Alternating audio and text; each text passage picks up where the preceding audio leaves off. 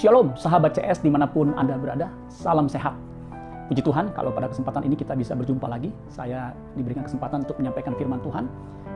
Henti-hentinya saya mengucap syukur kepada Tuhan dan juga kepada Anda semua. Saya berterima kasih atas dukungan Anda semua sehingga channel ini bisa berjalan hingga detik saat ini. Dan saya berharap saudara bisa membantu mendistribusikan atau share program ini sehingga yang lain pun diberkati Tuhan. Terima kasih untuk dukungan saudara. Mari terus kita melayani Tuhan dengan apa yang kita bisa lakukan. Saudara-saudara sekalian, apa yang kita kejar dalam hidup ini akan mempengaruhi seluruh hidup kita. Saya ulangi bagian ini. Apa yang kita kejar dalam hidup ini akan mempengaruhi seluruh hidup kita. Ya. Kalau kita mengejar harta, akan mempengaruhi cara pandang kita terhadap harta tersebut. Kalau kita mengejar kekuasaan, kedudukan, akan mempengaruhi hidup kita. Kenapa, saudara? Karena apa yang kita kejar itu membuat kita memberikan perhatian, membuat kita memberikan waktu, tenaga. Kenapa? Untuk mencapai apa yang kita kejar itu. Jadi apa yang kita kejar itu akan mempengaruhi seluruh hidup kita. Jadi sangat penting sekali kita harus tahu sebenarnya dalam hidup ini apa yang harus kita kejar. Karena itu akan mempengaruhi hidup kita, perhatian kita, waktu kita, tenaga kita, gairah kita. Ya. Nah, saya berharap saudara, setelah saudara mendengarkan firman Tuhan ini, saudara memahami apa yang harus kita kejar dalam hidup ini, yang sangat penting untuk hidup kekekalan kita. Ya. Untuk itu kita buka Alkitab kita dalam Ibrani pasal 12 ayat 14. Ibrani 12 ayat 14. Ingat saja 12 14. Saya akan bacakan buat kita semua. Berusahalah hidup damai dengan semua orang. Ya, jelas ini suatu nasihat sekaligus perintah dan dorongan untuk kita sebagai orang percaya untuk berusaha hidup damai dengan semua orang. Sebab 1000 teman terlalu sedikit ya dibandingkan dengan satu musuh. Satu musuh itu terlalu banyak, saudara. Ya dibandingkan dengan 1000 teman. Makanya kita jangan punya musuh dimanapun, ya, apalagi dalam komunitas kita. Karena jelas berusahalah hidup damai dengan semua orang dan perhatikan, kejarlah kekudusan.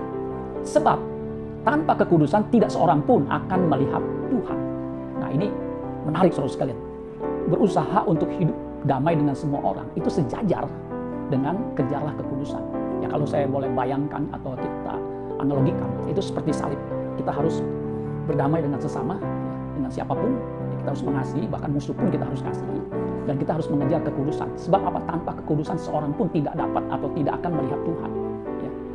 Ini penting saudara sekalian. Karena Tuhan memerintahkan 1 Petrus 1 ayat 16, kuduslah kamu, sebab aku ini kudus.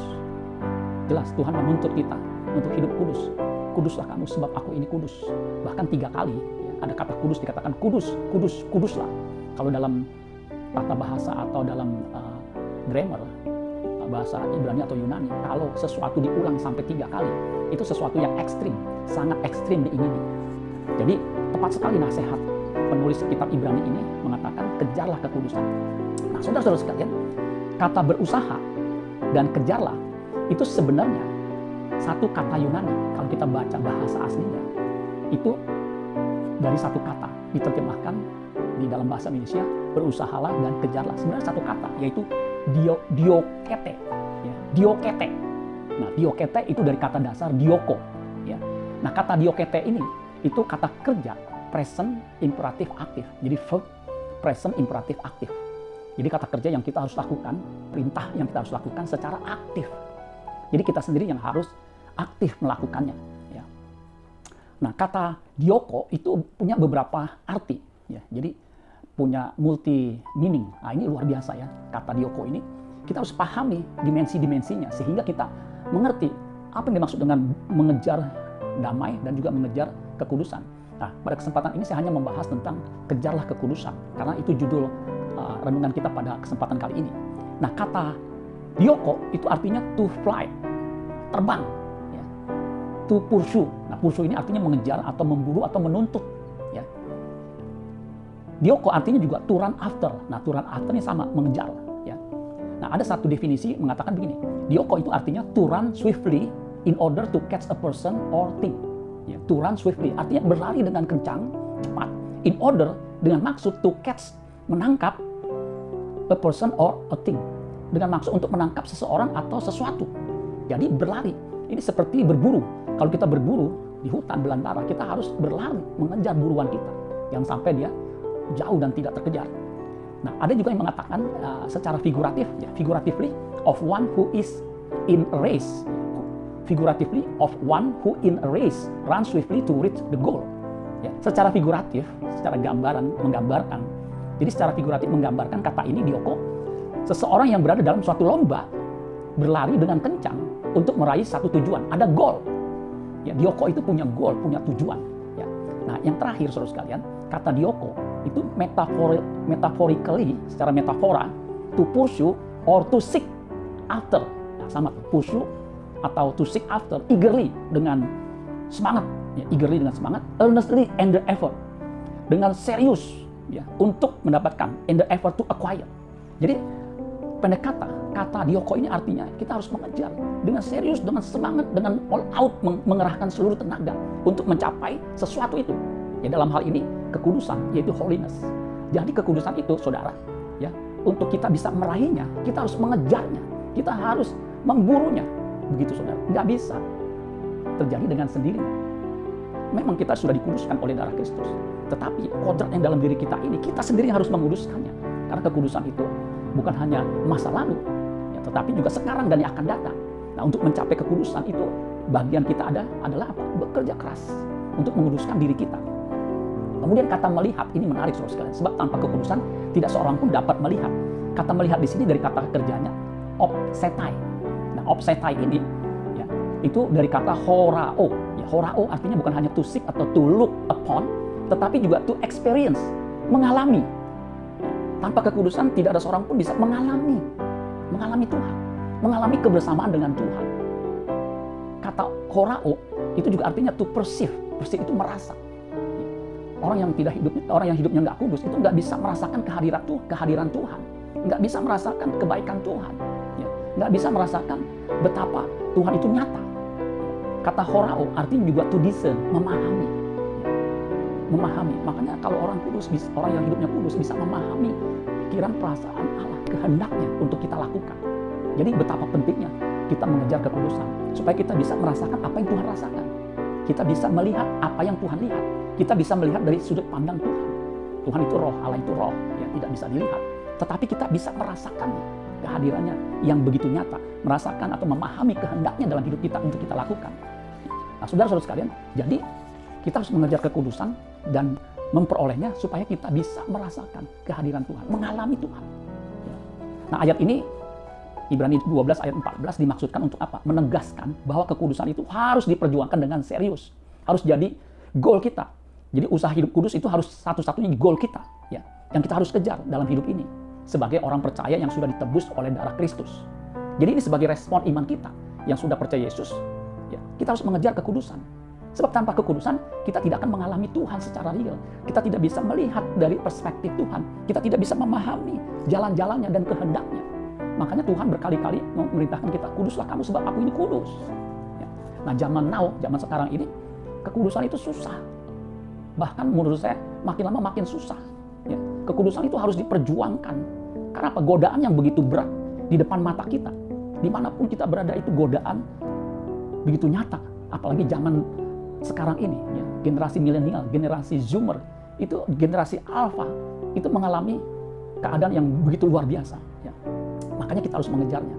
Dulu waktu saya masih muda, ya, lulus sekolah, saya bercita-cita mengejar karir saya supaya saya keluar dari kemiskinan. Karena waktu itu keluarga kami, keluarga yang sederhana, bahkan relatif miskin, ya, dengan 5 anak.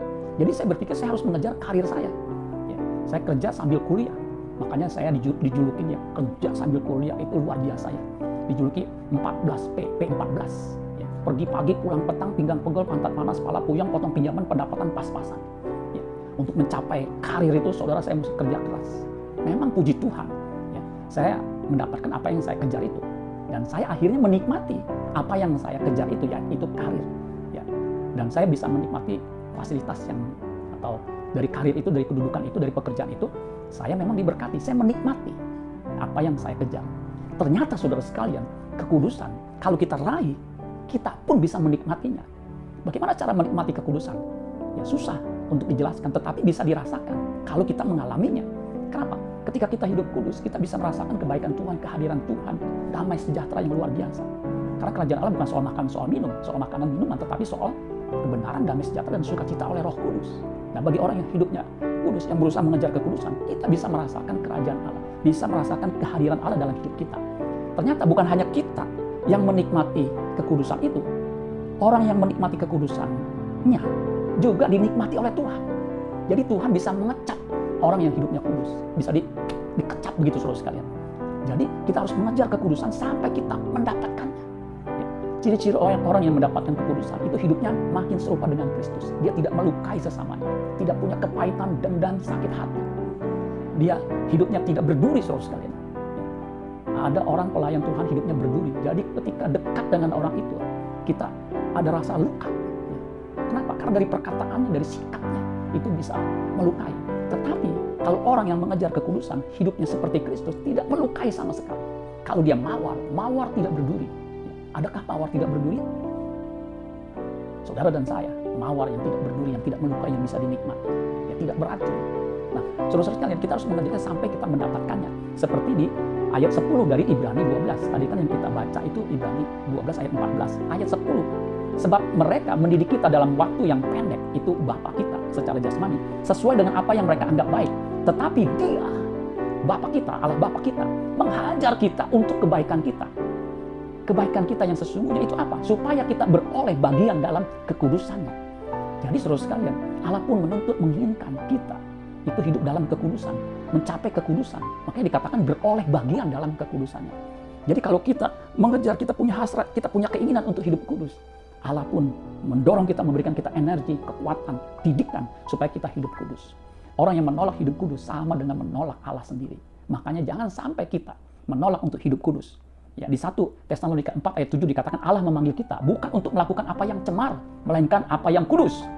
Karena itu siapa yang menolak ini, menolak hidup kudus, bukanlah menolak manusia, melainkan menolak Allah yang telah memberikan juga rohnya yang kudus kepadamu.